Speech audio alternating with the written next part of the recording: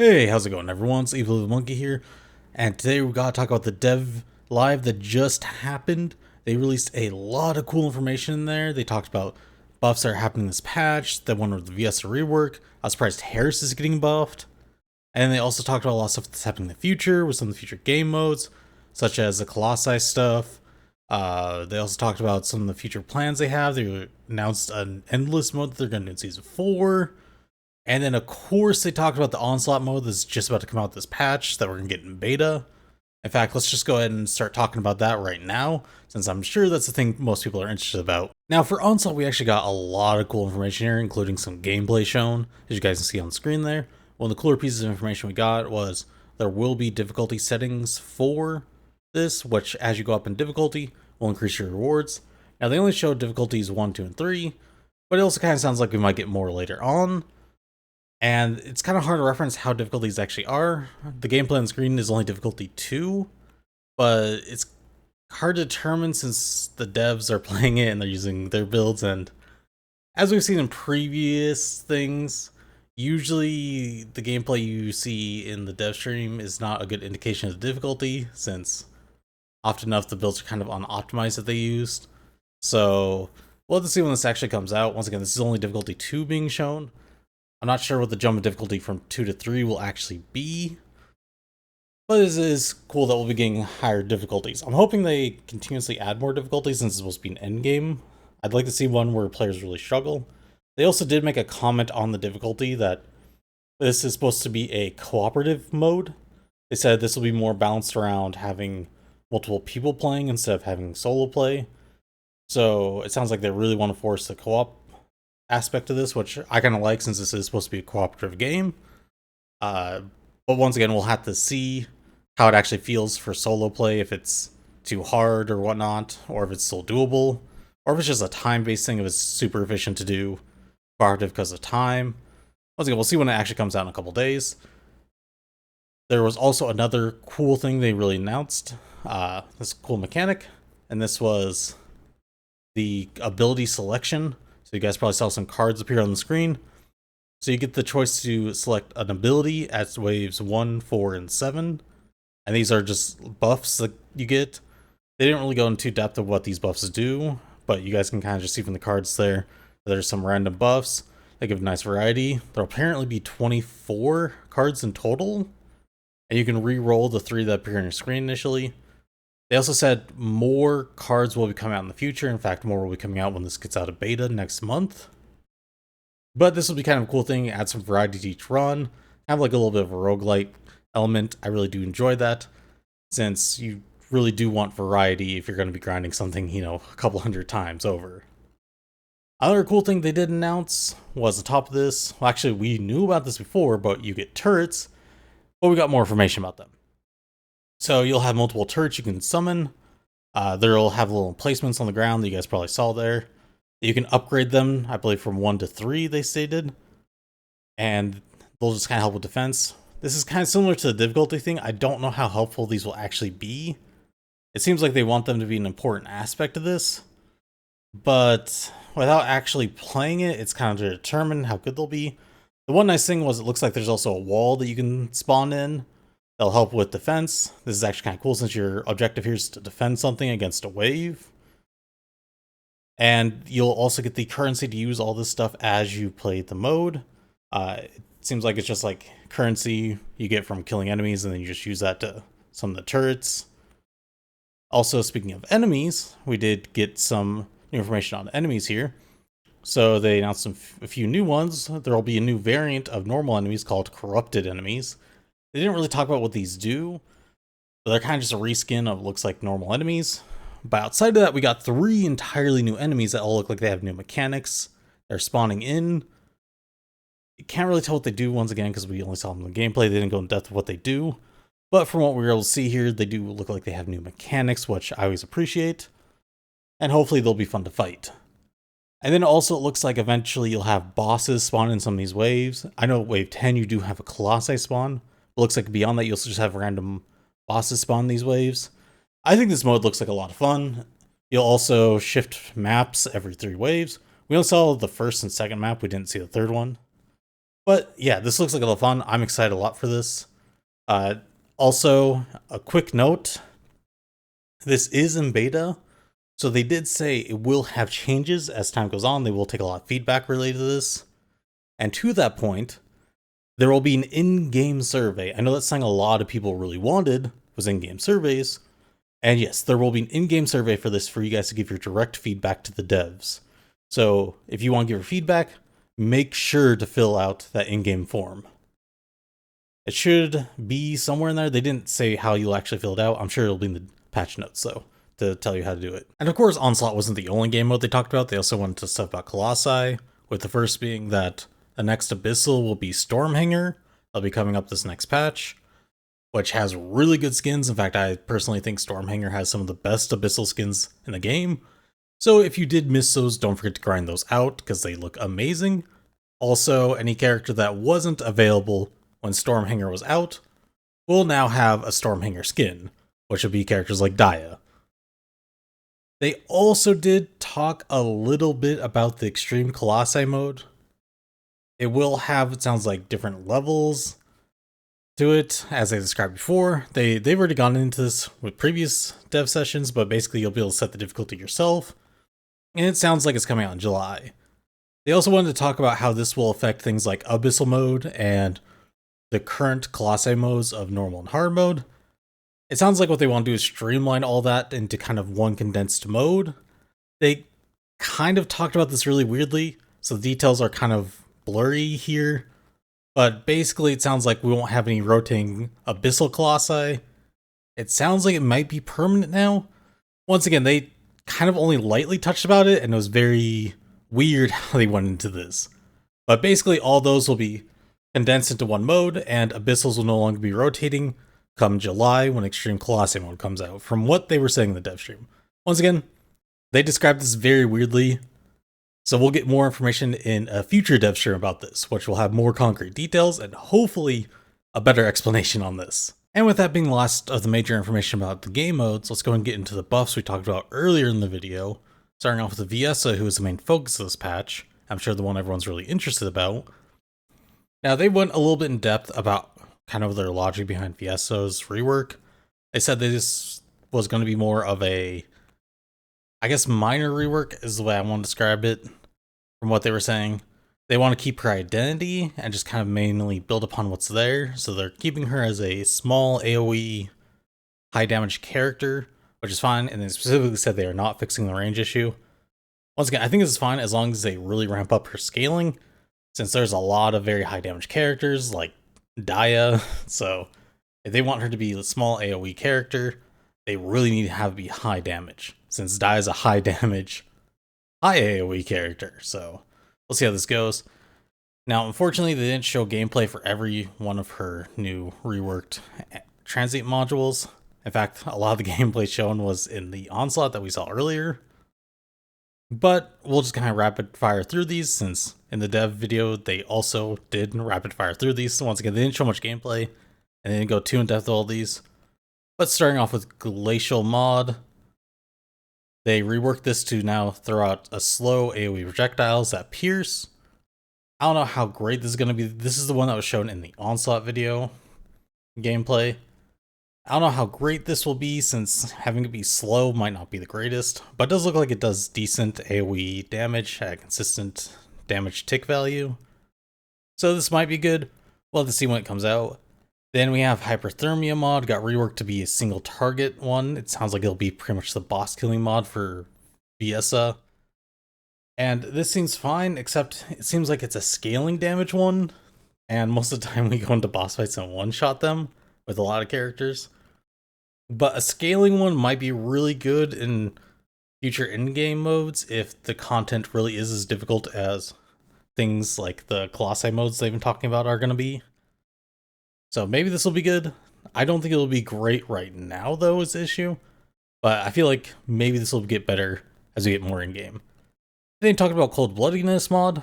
This is the same as it was before, it's just buffed, so it'll just do more damage and have better stats. Then they talked about Cold Snap mod. Now this one is just going to be a AoE version of her modules, a larger AoE version.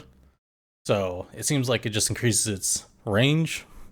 It seems like it might be good for wave clear, depending on, the damage scalings. And then they talked about a new one called Frost Bullet module. Now, this one is going to be her firearm module, as they've been trying to give pretty much every Descendant a firearm module. It seems kind of similar to one of Enzo's, where instead of actually swapping her to like full firearm damage, it mainly just adds her skill power damage on top of the firearm damage. So she still scales off skill power, but just once it gets added to the bullets. It seems like it might be really good with Clairvoyance. That was reworked recently. They showed it with Restored Relic, which also looks like it'll be really good since, to be honest, most of these things work really well with Restored Relic.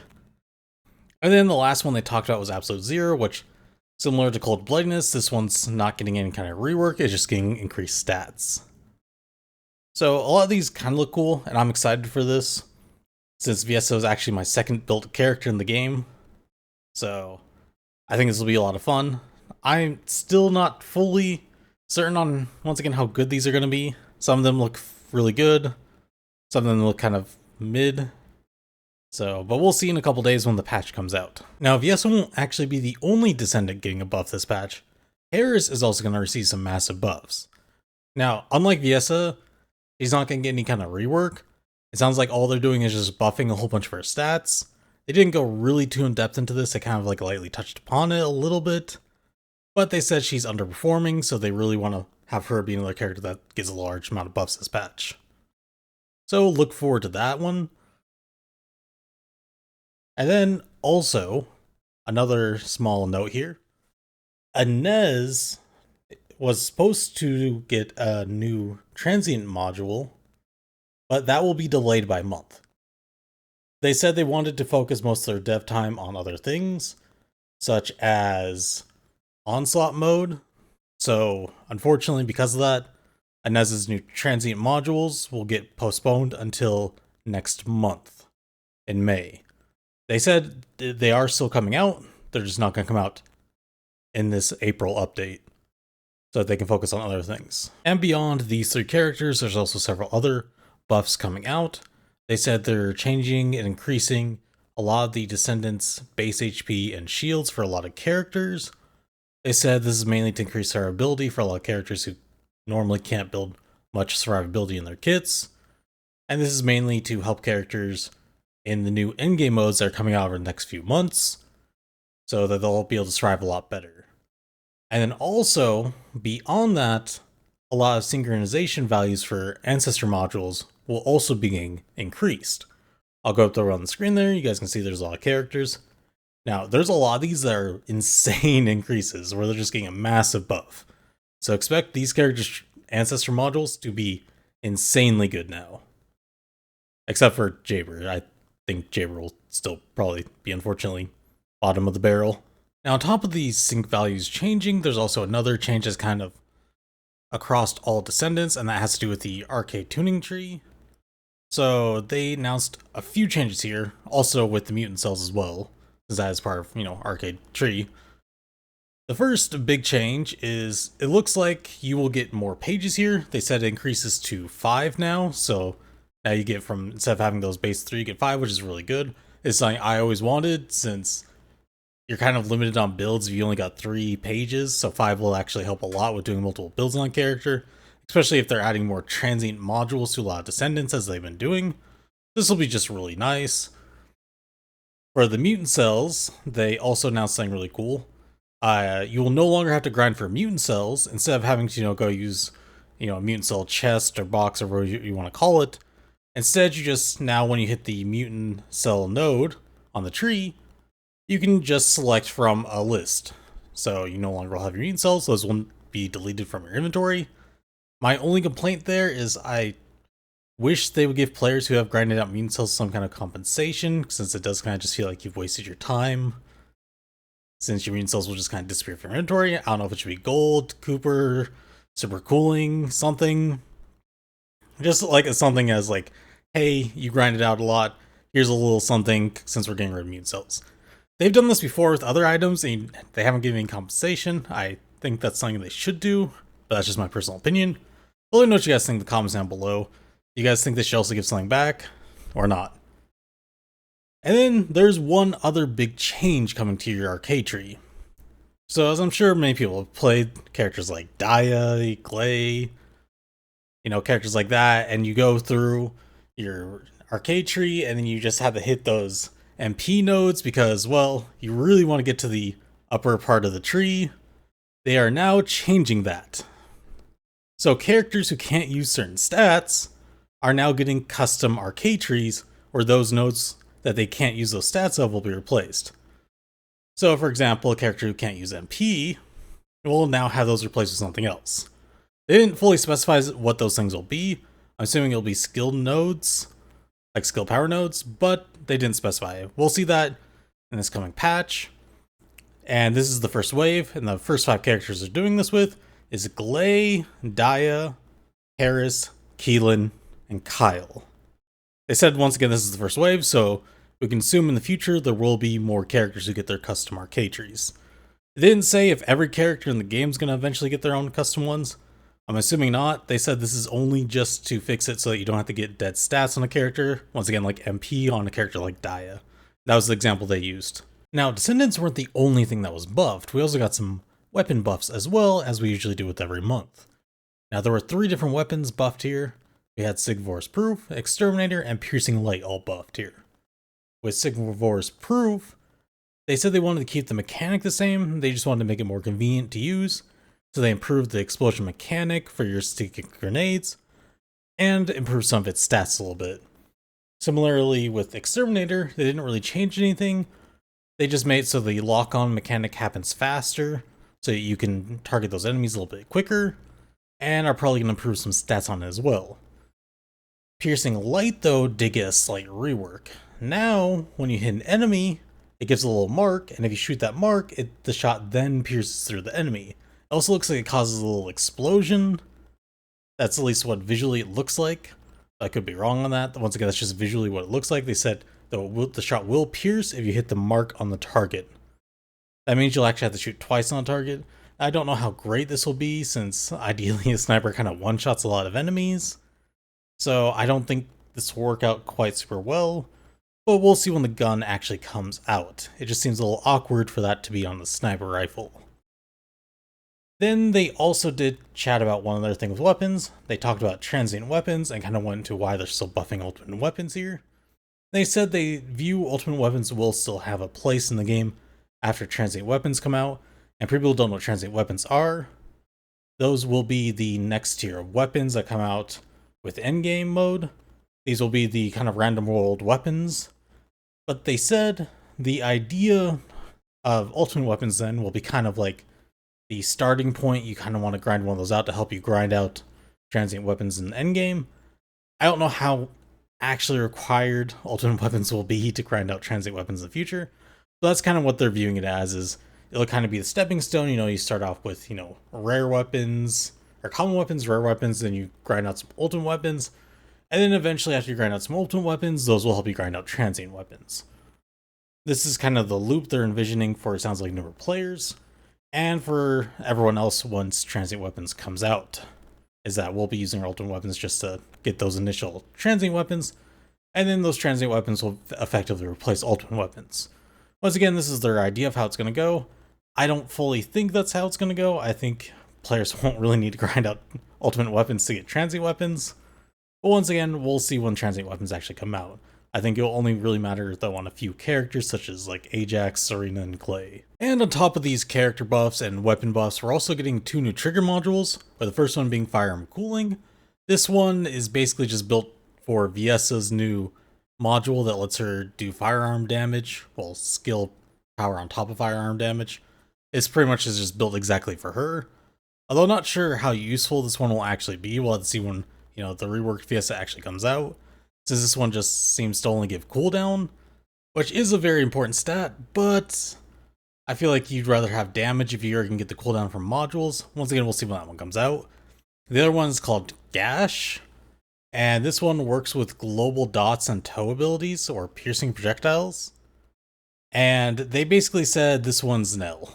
They said that it works for Nell and Lepic. They said it's pretty much only going to be used for Nell, from what they can tell.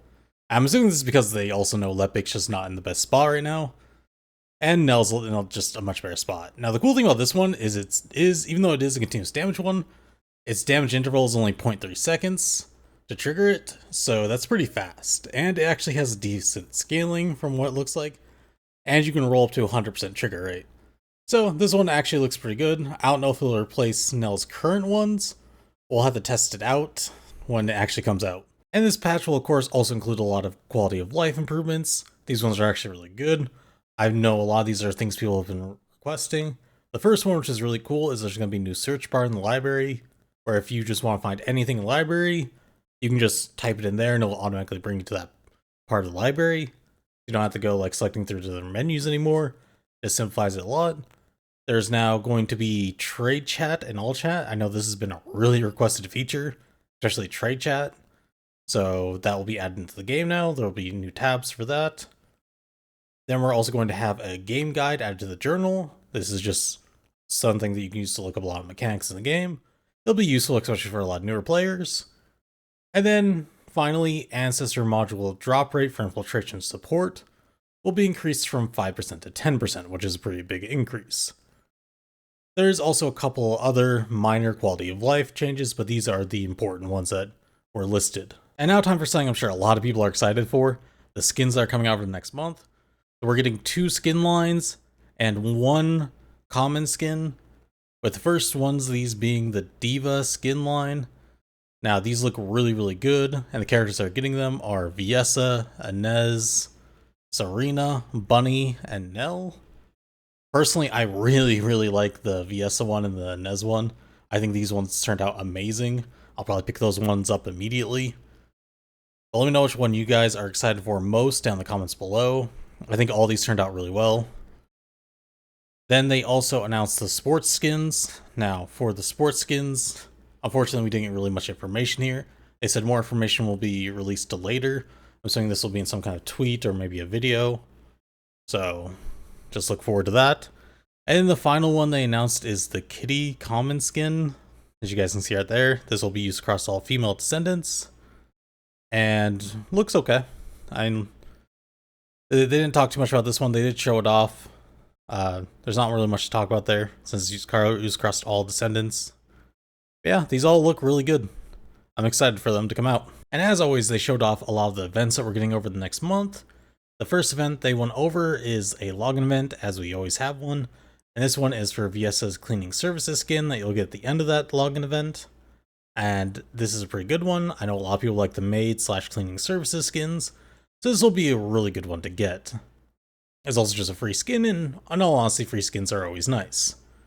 Then they wanted to describe something called an Onslaught event. This will basically have some challenges, which will be dailies/weeklies, that you'll be able to do to get extra resources from Onslaught. It looks like all the things will pretty much be related to the beta Onslaught game mode. The next one they described as a fairly interesting event. It's called the Dismantle Ancestor Module event. So they kind of talked a lot about Ancestor Modules throughout the stream, and one of their goals is to make Ancestor Modules feel better through several different means. One of those they've already implemented the game with the event that's been currently happening over the past month, where you get those little rings that set guaranteed rarities on your Ancestor Modules while you're re-rolling them. And they said one of their goals is to do several different mechanics to make Ancestor Modules feel a lot better, and overall just be a better mechanic in the game. And this is another one where you'll be able to dismantle Ancestor Modules that you own, and go to BB Shop and use this currency that you'll get from having dismantled Ancestor Modules, and use those to select an Ancestor Module for a guaranteed Descendant. So, if, for example, if you really are looking for Daya's Ancestor Module because you haven't had luck rolling those, you can just go through, and I think they said 8 Ancestor Modules. You can just dismantle them for random Descendants, and then go select a Daya Ancestor Module from BB Shop. I think this will be kind of a nice event if you're looking for that specific Ancestor Module for a Descendant. But we'll see more information in the patch notes for this. It sounds like it'll be a cool one. Then they talked about Accelerate Research event. This one's happening again. They also did comment that yes, this will become a permanent event slash mechanic in the game, but for right now, they're just testing some stuff out with it. They also made a comment that they will actually have, even after this becomes a permanent event, further accelerate events, which will ramp up the percentage that you get increased of research. For example, they said if you're getting like a 50 to 100% right now, the future events would crank it up to 200 to 250%. So you'll just be able to eat through your research even faster, which would be really nice for crystallization catalysts, as I'm sure most veterans, that's the thing you're mostly using research for. And then finally, there was one more event mentioned. This is the dice run. This one will come later in the month. It sounds like this will be after one of the other events. And this will just be a nice way to get some resources. It looks like it's a little mini game too. They only kind of lightly went over this one, so we'll learn more about it when it comes out. And those will be all the events that we'll be getting over the next month that they've announced so far. We also can't forget to go over the information from the Q&A. We had a lot of good information from here. This one was a little bit unique too, that they had questions that came in prepped beforehand that they'd pulled from different resources, such as different forums, some videos from content creators, even some YouTube comments. And they came in with answers already prepped, so we got a little bit more detailed information here. The first one they actually talked about was Serena and her issues with balance. They went in with this saying that they figured the biggest initial issue with Serena was the fact that she was just this like giga boss killing character. What she was just like the best boss killing character by a large margin. Where they feel like this issue has been mainly resolved with having buffed other descendants. A lot of other descendants are close to her level now, and they feel like that issue is kind of resolved. What they feel like the issue is right now is instead there's this whole thing with a certain gun having been reworked, aka King's Guard Lance, causing her to have this massive AoE problem that she can just wave clear everything pretty much instantly before anyone can even do anything. They did say they are actually looking into this and solutions for it. But they also went a little bit more in depth into this and their philosophy on nerfing Serena, kind of bringing her more into balance. And they said they view the issue that happened with Ines when they nerfed her was that Ines didn't have enough variety in her builds, so there was really only one build for Ines at the time. And because of that, it felt especially bad when they nerfed Ines, because people who really wanted to play Ines didn't have any other builds they could really go to right away. And they view this would also happen with Serena, but in about 2 to 3 months, they will be releasing a couple more transient mods for Serena, which they hope will give her more build variety. And they stated if they can't bring Serena into balance by then through other means beyond nerfing, they will give her some kind of nerf. They said they don't want to nerf Serena, and this is kind of the worst case scenario, but they will do it. Now, personally, I kind of disagree with why they think Ines went poorly. I do think this contributed to why Ines nerf went poorly, but I think this is kind of a more on a whole of how they nerf things. I think, unfortunately, the First Descendant team just isn't very good at nerfing things, period. Now, I will acknowledge if you want a healthy in-game state for any game out there, you do need a healthy amount of buffs and nerfs to just make sure everything fits along whatever your baseline you have for endgame. So that it doesn't take too long to bring everyone to balance, because if you only buff, it's going to take too much time to buff, the 30 other characters in the game to that one character's level. It definitely just saves a lot of time to just nerf the one out of the 30-ish characters, and that allows you to focus more on content making so that we can get new modes and everything. But I think, unfortunately, for the First Descendant team, every time they've nerfed something, whether it's a character or an enemy, it always just feels worse. And there are ways you can nerf things to where they don't feel as bad. Like, almost any time you nerf something, it's always going to feel bad. But it feels like every time the First Descendant team nerfs something, it feels extremely bad. If they nerf enemies, it always feels like the enemies feel lackluster after, and they just feel like cannon fodder slash, instantly dead minions slash mobs. Every time they nerf a character, it just kind of feels like that build becomes almost unusable slash just significantly worse. So I think they need to really look at why all these nerfs aren't working well.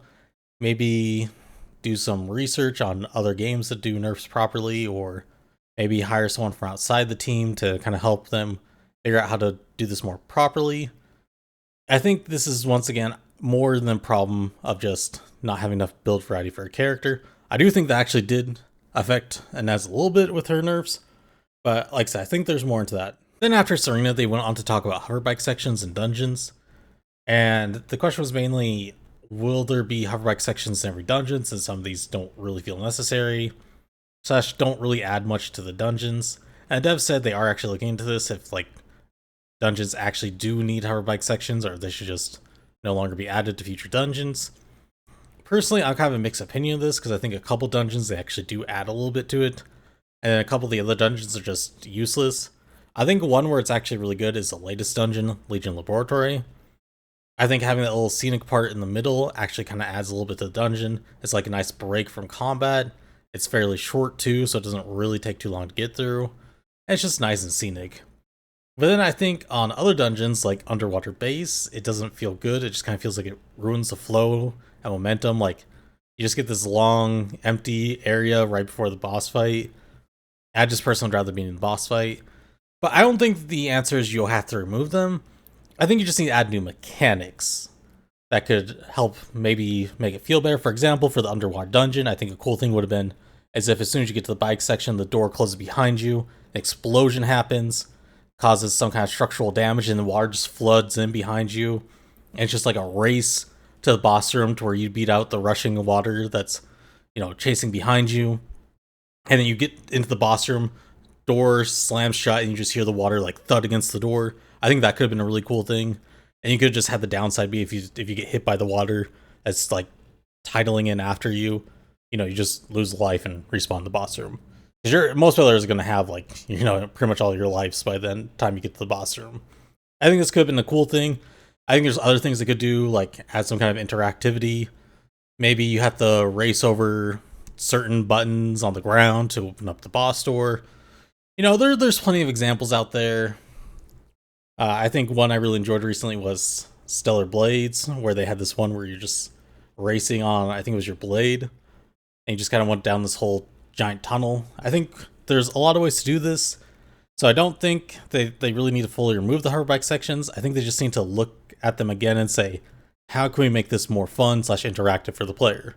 Because once again, just having like 10 to 15 seconds for just going through an area right before a boss fight doesn't always feel good. But sometimes it is a nice break, so I think they just need to look at this again.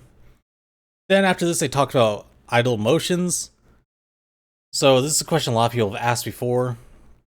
And they said instead of just normal idle motions, they want to work more on combat motions to make combat feel better, which makes sense since combat's a pretty big focus in this game. So idle animations are taking a back seat to that. Then they talked about Axion having new content. This was one of the questions since we're kind of nearing the end of Season 3. Will Axion keep getting new content? They said Axion actually is scheduled to have new content in May, so we can look forward to that. And some other questions about future content was with Season 4. Will we have an endless mode? And the answer is yes. They did say we'll have a new mode in Season 4 that will be endless. And the kind of cool thing about this is, if people remember in Onslaught, we were talking about that, you'll have those skill cards. Those will also sound like, well, it sounds like it'll be reused in the endless mode. And every few waves or something like that, from what they described, you'll get to select a skill card. And this is just basically see how long you can survive. They didn't really talk about rewards for this and how it will work out. I'm kind of curious a little bit of this, of how it's going to scale. Like, what is their idea of a time frame before we're supposed to just fail the endless mode? Are we supposed to be able to survive for 10 minutes, 20 minutes, an hour? So we'll see when they announce the new information. Once again, this will be in Season 4. And another piece of content they talked about was the new dungeon, which will be the one that comes out with Corell's story ending. And they said this dungeon will be a very large dungeon with new mechanics that will also have both a challenge mode and a casual mode. They said the casual mode will kind of like a story mode, so that should be interesting. They didn't really comment too much on this. The only thing I'm hesitant about with the new dungeon is they've they call it a mega dungeon, but they keep using the term mega dungeon a lot across vs. Descendant. In fact, the very first dungeon I believe that came out after the game launched was initially called a mega dungeon. So I'm kind of hesitant when they use the wording, but they sound pretty confident this will be a really cool dungeon. So we'll see with this in the future. And the last big thing they announced was relating to the arcade tree. So for this one, someone asked, are there plans to expand arcade tuning boards? And the answer is yes, which they commented a long time ago that there were plans for this. And they just said nothing has ever been released, but they did say this is in the works. Hopefully that'll finally mean we have a use for the arcade tuning slots that are randomly on the arcade board that we've just never had a use for. That's at least what I'm hoping for. Anyways, that's pretty much all the main stuff from the Q&A. There was a little other bits of tidbits of information, but these were all the major points of it. And that's going to go ahead and wrap up for this video. Now, I think there was a lot of cool information announced in this dev live about future stuff, which I'm pretty excited for. And in all honesty, the Onslaught mode looks like a lot of fun. I think I'll enjoy that one a lot. But let me know what you guys think about it in the comments down below.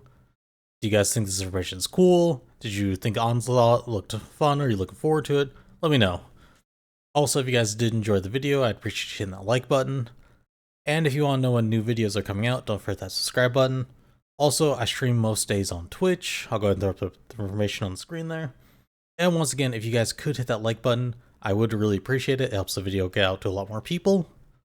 But that will go ahead and wrap up the video. I appreciate y'all watching, and I'll catch y'all again next time.